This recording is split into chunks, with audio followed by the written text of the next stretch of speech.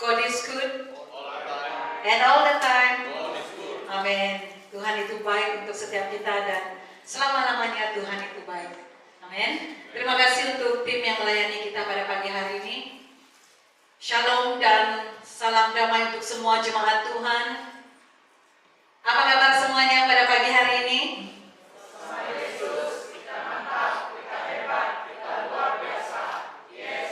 Amin. Setiap kita pasti luar biasa. Dimanapun kita berada, baik jemaat Tuhan yang bersama dengan kita melalui live streaming di rumah, di tempat kerja, saya percaya bahwa kalian semua juga tetap dalam keadaan baik, tetap dalam keadaan yang sehat, dan dalam damai sejahtera Tuhan Yesus. Amin. Saudara, banyak hal yang terjadi sejak kebelakangan ini. Dan tentunya semua ini tidak terlepas dari suka, dari duka yang sedang terjadi di kiri kanan kita. Dan kita percaya saudara bahwa Tuhan pasti akan memulihkan keadaan ini. Amin. Mari kita berdoa. Bapa yang sangat baik, terima kasih atas penyertaan pimpinan Tuhan untuk setiap kami sepanjang hari-hari yang sudah kami lalui, sehingga pada saat pagi hari ini kasih setia Tuhan tidak pernah berkesudahan buat setiap kami. Tuhan, sebentar lagi kami akan belajar sebagian dari firman-Mu. Engkau memberkati hamba-Mu melalui persiapan yang sudah hamba-Mu lakukan ya Tuhan. Engkau memakai lidah hamba-Mu ya Tuhan. Melalui setiap kata-kata yang keluar dari mulut hamba-Mu ya Tuhan. Biarlah itu dari isi hati Tuhan sendiri. Jemaat Tuhan diberkati dan nama Tuhan akan terus dimuliakan. Dan kami juga berdoa untuk jemaat Tuhan yang menyertai kami melalui live streaming di rumah saat ini Tuhan. Engkau melawati setiap mereka, memberkati setiap mereka Tuhan, baik dalam pekerjaan, keluarga mereka Tuhan. Terima kasih Tuhan, ini doa kami. Hanya di dalam nama Tuhan Yesus kami sudah berdoa dan ucap syukur. Amin. Saudara, ada satu istilah itu mengatakan, the work of restoration cannot begin until a problem is fully faced. Pemulihan itu pasti tidak akan terjadi, saudara. Tidak dapat kita mulakan sehingga masalah itu kita hadapi sepenuhnya. Nah, ini seorang penulis kata motivasi yang mengatakan pernyataan ini. Di mana pemulihan itu tidak akan kita dapat lakukan, tidak akan dapat kita jalankan, mulakan selagi masalah itu, apa yang menghadang kita di depan itu kita tidak hadapi. Ya.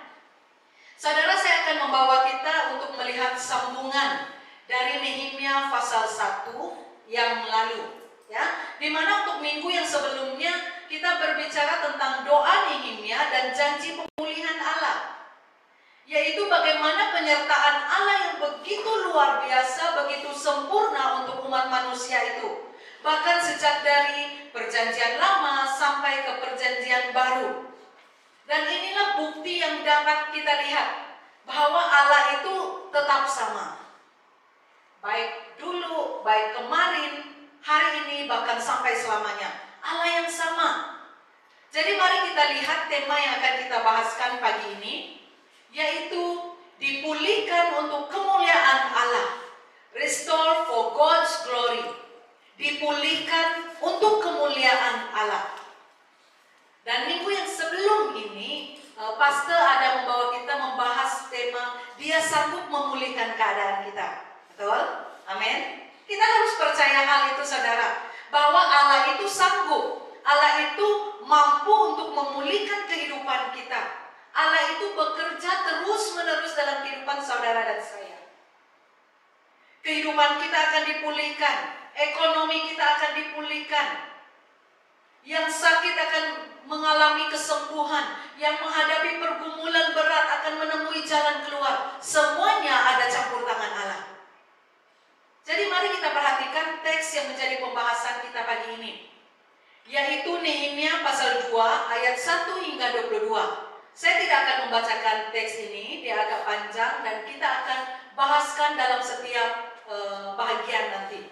Jadi kalau kita perhatikan secara keseluruhan, Nehemia pasal 2 ayat 1 hingga 22 ini berbicara tentang Nehemia yang dia sudah diutus ke Yerusalem. Dan ada tekad Nehemia untuk membangun kembali tembok Yerusalem. Perhatikan latar belakang Nehemia pasal 2 ini. Kalau sebelum ini, saya sudah menjelaskan kepada kita semua bahwa kitab Nehemia ini adalah salah satu dari 9 kitab sejarah, ya, yaitu Yosua, Hakim-Hakim, Rut, Samuel, Raja-Raja, Tawarik, Ezra, dan Esther, yang menceritakan tentang sejarah Israel bahkan saat-saat mereka berada dalam pembuangan. Dan kitab Nehemia menceritakan tentang bagaimana Tuhan membangun kembali tembok dan masyarakat Yerusalem melalui Nehemia. Nah, jadi apa yang kita pelajari dari kitab Nehemia ini pastinya akan dapat menolong kita, saudara dan saya, untuk menjadi pembangun tembok yang roboh bagi kerajaan Allah. Amin. Nah, itu tujuannya kitab Nehemia ini ditulis, supaya saudara dan saya, setiap kita, dapat dibantu, dapat dibangun, dapat dipulihkan, bahkan menjadi pembangun tembok yang roboh bagi kerajaan Allah. Kalau kita perhatikan dalam pasal 1 yang sebelum ini, dijelaskan bahwa Raja Nebukadnezar, dia telah memusnahkan tembok Yerusalem. Pintu-pintu gerbang itu dibakar, saudara. Dan hal ini sangat menyedihkan Nehemia. Hati Nehemia sangat gundah, dia gelisah. Dan peristiwa ini terjadi sewaktu penawanan orang-orang Yahudi itu mulai berakhir. Dan mereka diizinkan kembali untuk kembali ke Israel dan membangun tembok yang sudah menjadi runtuhan. Mereka diizinkan kembali untuk membangun bangsa mereka, memulihkan keadaan mereka. Dan dalam pasal 2 ini, kita melihat sekitar 4 bulan, doa Nehemia yang kita belajar dalam pasal 1 akhirnya terjawab. Apabila waktu itu Raja Persia, dia mengutus Nehemia untuk pergi ke Yerusalem. Saudara, dijelaskan dalam ayat ini bahwa Nehemia akhirnya memohon izin kepada Raja Artasasta, itu nama raja dia, untuk kembali pulang ke Yerusalem. Dalam berapa waktu lamanya dia minta izin. Tujuannya adalah untuk memulihkan kembali Yerusalem. Nah, kita perhatikan ayat 1 dan 2. Karena aku kelihatan sedih yang memang belum pernah terjadi di hadapan raja. Bertanyalah ia kepadaku, mengapa mukamu muram? Walaupun engkau tidak sakit, engkau tentu sedih hati. Lalu aku menjadi sangat takut. Nah, ini mengisahkan tentang Nehemia ayat ini. Karena saudara, pada zaman itu seorang pelayan, dia tidak boleh melayani raja dengan muka yang muram. Nah, dalam Nehemia pasal 1 kita tahu kan, latar belakang Nehemia, dia menjadi juru minuman raja. Maksudnya sebelum raja minum air itu, Nehemia harus mencoba air itu dahulu. Karena mereka takut kalau air itu ditambah racun ataupun apa-apa yang lain, membahayakan raja. Jadi tugas Nehemia itu sangat besar. Dan dia tidak boleh melayani raja dengan muka yang muram, muka yang bersedih. Harus sentiasa senyum saja di hadapan raja. Kalau saja muka mereka muram di hadapan raja, mereka akan otomatis diganti dengan pelayan yang lain.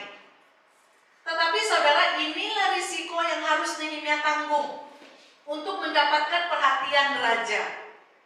Nah, ternyata saudara, raja dia tidak memecat Nehemia. Dia malah bertanya, mengapa mukamu muram walaupun engkau tidak sakit? Engkau tentu sedih hati. Nah, itu yang raja katakan.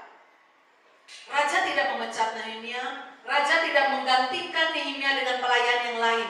Tetapi raja mengizinkan Nehemia untuk pulang ke Yerusalem untuk beberapa waktu lamanya. Dan paling istimewa saudara, raja sendiri yang membekalkan Nehemia bahan-bahan untuk memulihkan kembali masyarakat dan tembok di Yerusalem.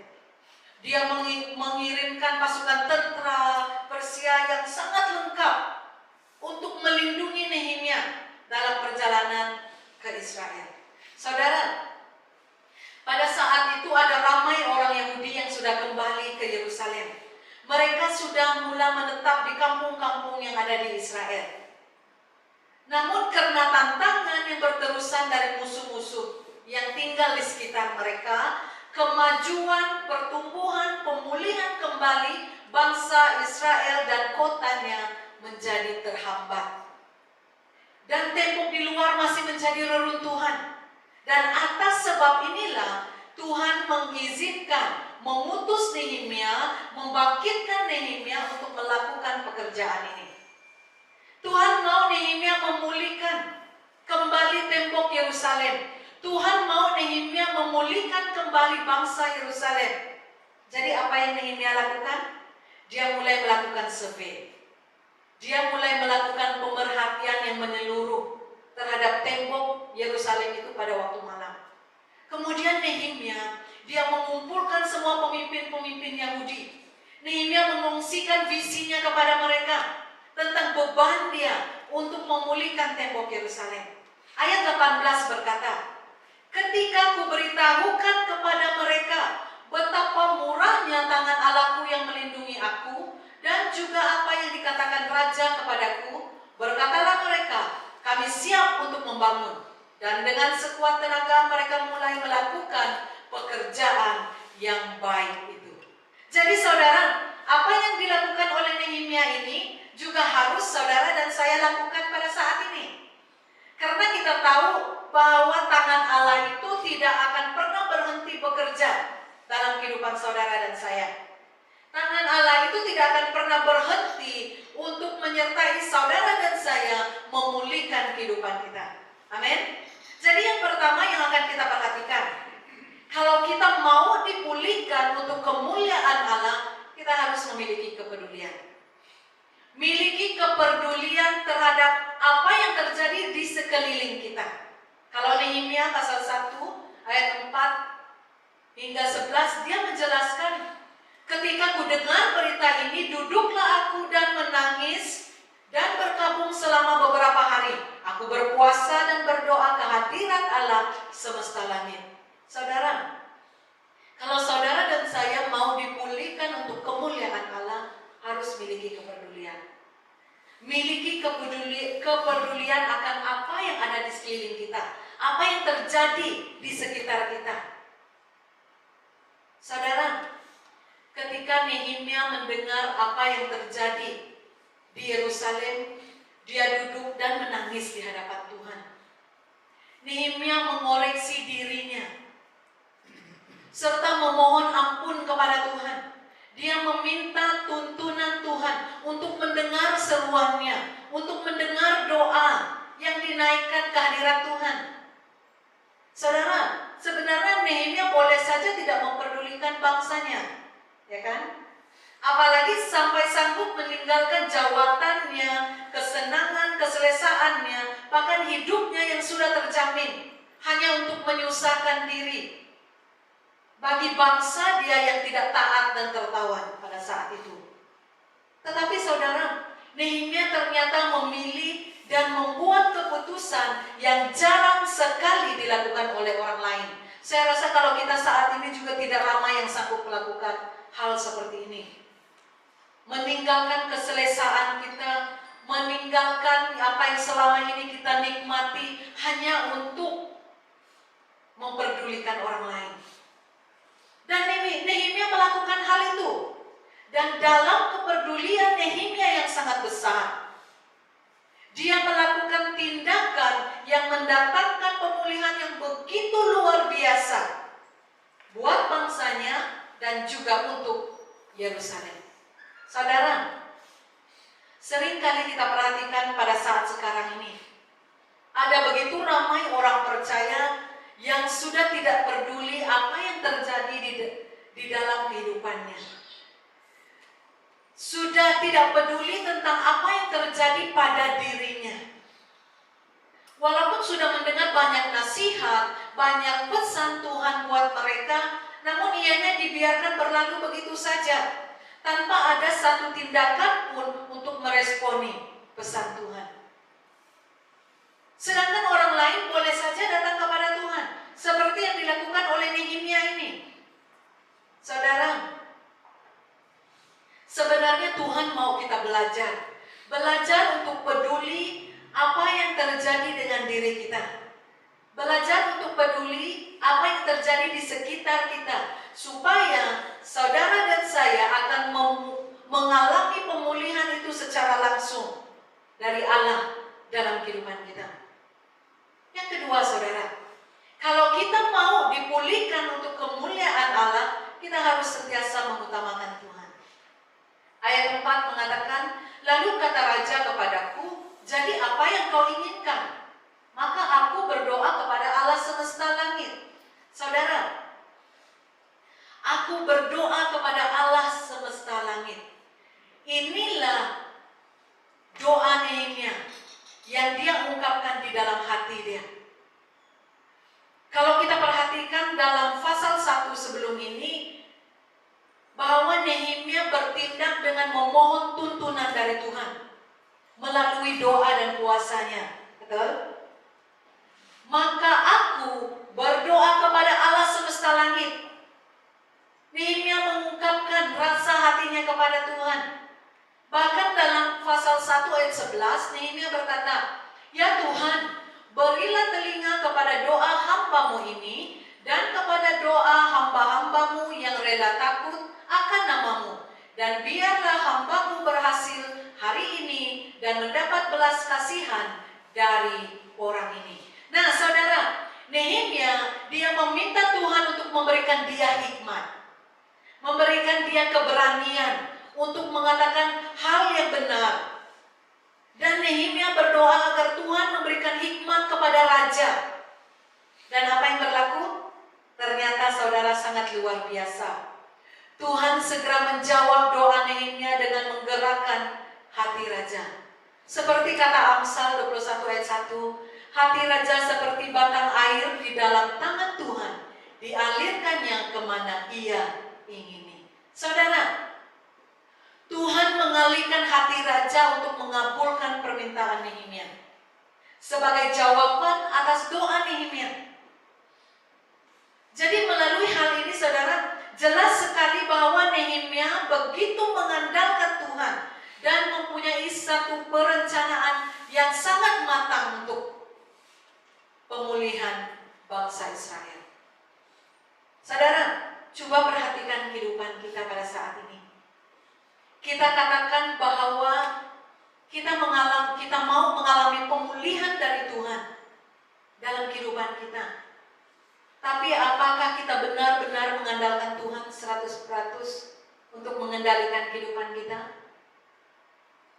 Kita katakan bahwa kita beriman kepada Tuhan.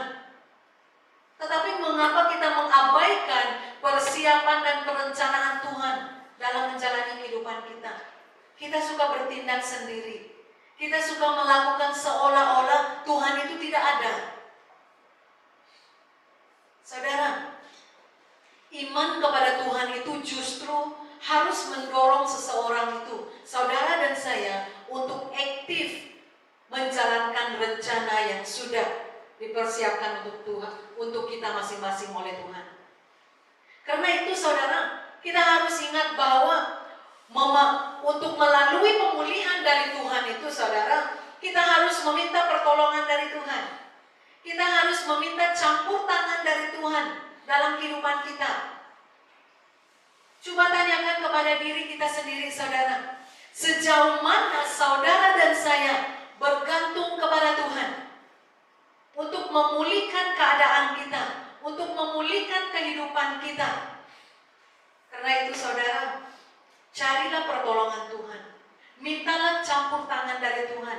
Carilah perkenanan dari Tuhan dalam kehidupan kita, agar pemulihan itu segera terjadi dalam hidup kita dan nama Tuhan akan terus dipermuliakan. Dan inilah juga yang telah dilakukan oleh Nehemia. Dan hasilnya sungguh luar biasa. Buktinya Nehemia katakan dalam ayat 8, dan raja mengabulkan permintaanku itu karena tangan Allahku yang murah melindungi aku. Nah, di sini sudah jelas mengatakan bahwa Nehemia saat dia meminta pertolongan dari Tuhan, meminta campur tangan dari Tuhan, ternyata tangan Allahku yang murah melindungi aku. Itu kata Nehemia. Hasilnya sungguh luar biasa, saudara. Karena itu saudara, belajarlah dari sikap Nehemia. Belajarlah dari teladan Nehemia yang selalu siap untuk mengungkapkan isi hatinya kepada Tuhan. Dengan kata-kata yang tulus dari hatinya. Walau dalam apapun keadaan. Dan utamakanlah Tuhan dalam kehidupan kita. Maka saudara dan saya akan mengalami pemulihan dari Tuhan. Amin. Yang ketiga, kalau kita mau dipulihkan untuk kemuliaan Allah, kita harus mulai membuat pemerhatian, membuat observation. Ayat 13 hingga 15 yang berkata, demikian pada malam hari aku keluar melalui pintu gerbang lebah ke jurusan mata air ular naga dan pintu gerbang sampah. Aku menyelidiki dengan saksama tembok-tembok Yerusalem yang telah terbongkar dan pintu-pintu gerbangnya yang habis dimakan api. Lalu aku meneruskan perjalananku ke pintu gerbang mata air dan ke kolam raja. Karena binatang yang kutunggangi tidak dapat lalu di tempat itu, aku naik ke atas melalui wadi pada malam hari dan menyelidiki dengan saksama tembok itu. Kemudian aku kembali, lalu masuk melalui pintu gerbang lebah. Demikianlah aku pulang. Saudara, untuk mengalami pemulihan dari Tuhan itu harus kita buat pemerhatian dulu. Perhatikan apa yang sedang berlaku di sekeliling kita. Perhatikan keadaan yang sedang terjadi di sekitar kita. Dalam ayat 13 hingga 15 ini saudara, dijelaskan bahwa Nehemia bersama dengan beberapa orang yang dia boleh percaya. Dalam diam-diam mereka menyelinap masuk untuk menyelidiki tembok-tembok Yerusalem yang sudah terbongkar dan pintu-pintu gerbang yang habis hangus dijilat api. Hal ini Nehemia lakukan untuk menentukan level priority pemulihan. Sebab itu pemerhatian itu harus kita laksanakan. Karena Nehemia perlu tahu level priority pemulihan. Mana satu yang memerlukan langkah penambahbaikan terlebih dahulu dan mana yang harus dia lakukan kemudian. Dan apa yang Nehemia lakukan adalah dia membuat observation, dia membuat pemerhatian, dan prayer and planning come together. Doa dan perancangannya datang bersama. Dia lakukan bersama. Dia tidak hanya berdoa tetapi tidak bertindak. Tetapi doa dan tindakannya berjalan serentak saudara. Nehemia sangat berharap agar kotanya, bangsanya segera mengalami pemulihan. Dan itulah sebabnya Nehemia segera pergi.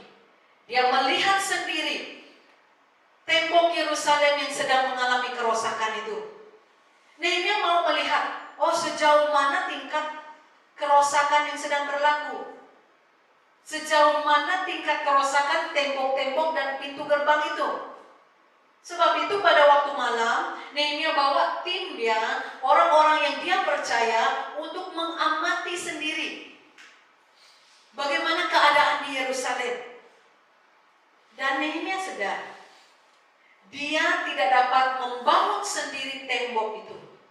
Nehemia tahu, dia harus membagikan visi itu kepada orang-orang Yahudi. Apa rencana Allah terhadap pemulihan Yerusalem dan bagaimana Allah bekerja begitu luar biasa untuk mempersiapkan dan memulihkan kembali Yerusalem.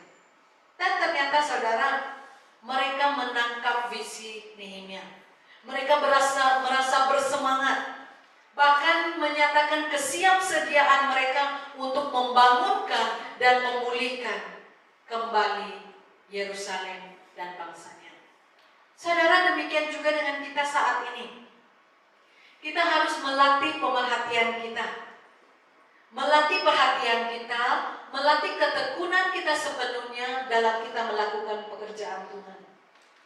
Kita tidak boleh melakukan sesuatu tindakan itu dengan menggelabah saja, kelam kabut saja. Dan percayalah kalau sesuatu itu kita lakukan dengan pemerhatian, perencanaan yang teratur, semua usaha yang kita lakukan tidak akan menjadi sia-sia. Sama seperti yang Nehemia lakukan dan alami. Dia berusaha untuk memulihkan kotanya. Dia berusaha untuk memulihkan bangsanya. Dan ingat bahwa usaha tidak akan mengkhianati hasil. Yang keempat, yang terakhir, ini yang sangat penting. Kalau kita mau dipulihkan untuk kemuliaan Allah, akuilah Tuhan dalam kehidupanmu. Bukan karena saya, tetapi semua adalah karena Tuhan. Ayat 17 hingga 20 berkata, berkatalah aku kepada mereka, kamu lihat kemalangan yang kita alami, yakni Yerusalem telah menjadi reruntuhan dan pintu-pintu gerbangnya telah terbakar. Mari kita bangun kembali tembok Yerusalem supaya kita tidak lagi dicela. Ketika aku beritahukan kepada mereka betapa murahnya tangan Allahku yang melindungi aku dan juga apa yang dikatakan Raja kepadaku, berkatalah mereka, kami siap untuk membangun. Dan dengan sekuat tenaga mereka mulai melakukan pekerjaan yang baik itu. Saudara-saudari yang Tuhan Yesus kasihi, itu yang berlaku saudara. Dan kita lihat ayat 19 hingga 20. Ketika Sanballat orang Heron dan Tobia orang Amon, pelayan itu, dan Geshem orang Arab mendengar itu, mereka mengolok-olokkan dan menghina kami. Kata mereka, apa yang kamu lakukan? Apa kamu mau memberontak terhadap raja? Aku menjawab kepada mereka, kataku, Allah semesta langit, dialah yang membuat kami berhasil. Kami, hamba-hambanya, telah siap untuk membangun. Tetapi kamu tidak punya bagian atau hak dan tidak akan diingat di Yerusalem. Saudara, apapun yang kita lakukan dalam kehidupan kita, jangan sesekali mengabaikan penyertaan Tuhan. Kita harus mengakui dengan sepenuh hati kita bahwa Allah itu turut bekerja dalam segala perkara untuk mendatangkan kebaikan buat saudara dan saya. Dan perhatikan ayat 17. Nehemia menjelaskan alasannya mengapa Nehemia dia mau membangun kembali, dia mau memulihkan kembali bangsa Israel dan kota Yerusalem yang sudah menjadi reruntuhan. Kenapa? Karena dia mau meringankan penderitaan bangsa Israel. Nehemia mau meringankan beban bangsa Israel. Nehemia mau menghapus celah bangsa-bangsa Israel dan memperbaiki semula tembok yang sudah menjadi reruntuhan itu. Saudara, niat dan tujuan hati Nehemia adalah untuk memulihkan kembali keadaan, to restore the situation. Itu tujuan Nehemia. Dia mau memulihkan kembali keadaan yang sedang berlaku pada saat itu. Dan karena itulah Nehemia dia kembali dan dia menyedarkan mereka dengan cara memberitahu mereka tentang kemurahan Allah, tentang perlindungan Allah buat mereka. Jelas Nehemia mengakui Tuhan itu berarti kita yakin bahwa Tuhan itu ada. Tuhan pasti akan menolong. Tuhan pasti akan campur tangan dalam segala usaha kita untuk membangunkan, memulihkan kembali kehidupan kita. Perhatikan dalam ayat 19. Ketika Sanballat orang Heron dan Tobia orang Amon pelayan itu dan Geshem orang Arab mendengar itu, mereka mengolok-olokkan dan menghina kami. Kata mereka, apa yang kamu lakukan itu? Apa kamu mau memberontak terhadap raja? Saudara, mereka ini adalah orang-orang yang memusuhi Nehemia. Mereka mengolok dan menghina semua pekerjaan Nehemia. Saudara, seringkali hal ini juga terjadi dalam kehidupan kita. Saya selalu mendengar istilah ini. Not everyone that smile at you is your friend. Ya kan? Sanballat, orang Heron, dan Tobia, Mereka adalah orang-orang yang memusuhi Nehemia. Dalam kita berusaha untuk memulihkan kehidupan kita, saudara, dalam kita berusaha memperbaiki kehidupan kita, akan ada orang-orang seperti ini. Dan ketika mereka ini berkata kepada Nehemia, "Hei Nehemia, apa yang kamu lakukan? Apa kamu mau memberontak terhadap raja?" Apakah Nehemia berpaling kepada raja dan melupakan Tuhan? Tidak. Ternyata Nehemia tetap meninggikan Tuhan dan bukan raja. Ayat 20 menjelaskan hal ini, saudara. Demikian juga dengan kehidupan kita saat ini. Saudara, ingatlah bahwa Allah tidak akan rugi apa-apa kalau kita mengatakan bahwa dia tidak ada. Kemuliaan Allah itu tidak akan pernah berkurang kalau dia tidak diakui oleh kita sebagai manusia. Tetapi justru saudara, kita yang akan mengalami kekurangan itu. Manusia yang akan mengalami kerugian besar jika dia tidak mau mengakui adanya Allah dalam kehidupannya. Itu yang saya katakan tadi, bukan soal saya. Apapun yang saudara dan saya alami saat ini, apapun yang saudara dan saya nikmati pada saat ini bukan karena saya, tetapi karena Tuhan. Kalau bukan karena Tuhan, saudara dan saya bukan siapa-siapa. Saudara, sebaliknya justru manusia yang mengalami kerugian besar itu jika kita tidak mau mengakui adanya Allah dalam kehidupan kita. Tuhan tidak akan memaksa kita untuk mengakui kewujudannya. Tetapi firman Allah berkata, barang siapa yang menerima Kristus sebagai Tuhan dan Juru Selamat akan menerima hidup yang kekal dan terlepas dari penghukuman. Karena itu saudara, akuilah dia dalam segala tingkah laku kita, pekerjaan kita, perbuatan kita, kehidupan kita. Akuilah dia dalam segala helaan nafas kita. Dia adalah Allah yang besar, Allah yang penuh kuasa dan berdaulat dalam kehidupan saudara dan saya. Amin. Jadi saudara, sebagai kesimpulan, kita sudah perhatikan dalam pasal 2 ini, kitab Nehemia ini, bahwa dalam sejarah firman Tuhan sudah mencatat bahwa Allah akan selalu menyertai anak-anaknya dalam segala apapun yang kita kerjakan. Bahkan sehingga saat ini saudara, Allah terus memanggil setiap kita untuk menjadi agen pembawa perubahan yang akan menggenapi janji dan rencana Allah. Jadi karena itu saudara, marilah kita meluaskan cara pandang kita di hadapan Allah, bahwa setiap kita, saudara dan saya, dapat dipakai oleh Tuhan untuk menjadi agen pemulihan, untuk membawa pemulihan baik kepada bangsa kita, negara kita, untuk keluarga kita, untuk lingkungan kita, bahkan untuk gereja kita. Jadi saudara, untuk dipulihkan bagi kemuliaan Allah itu, kita haruslah memiliki kepedulian. Miliki kepedulian akan apa yang terjadi di sekeliling kita. Yang kedua, utamakan Tuhan. Apapun yang saudara dan saya kerjakan, libatkan Tuhan dalam kehidupan kita. Yang ketiga, buatlah pemerhatian. Jangan sergap jarang, jangan melangkah melulu. Buat pemerhatian, observation. Apa yang sedang berlaku di sekitar kita.